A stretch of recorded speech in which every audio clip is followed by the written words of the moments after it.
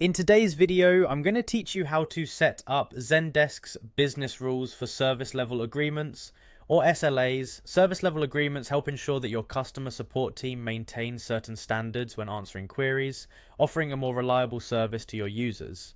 Let's dive in. First, navigate to the Zendesk website. Open your preferred web browser and enter the URL to reach the Zendesk homepage. Once you're there, look for the sign in option at the top right corner. Go ahead and click on sign in.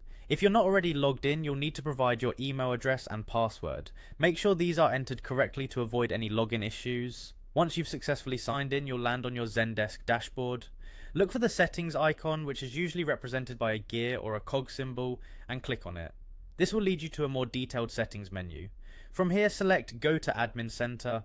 This section is where you can manage all the administrative aspects of your Zendesk account. Next, in the Admin Center, find and click on the Objects and Rules option. This part of Zendesk is where you can set up and manage various business rules, including our focus for today, service level agreements. Within this section, select Service Level Agreements.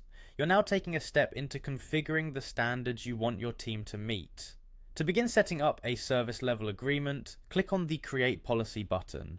A new policy will help you outline specific requirements for customer interactions. Start by typing a meaningful name for your policy. It should be descriptive enough to immediately convey the purpose of the SLA. Then move on to the description box and provide a concise yet comprehensive description of what this policy will cover.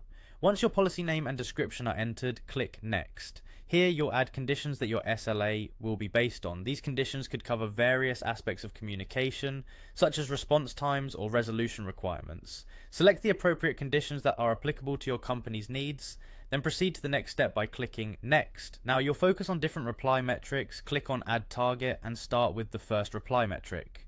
This part will determine how quickly your team should respond to a customer's initial query.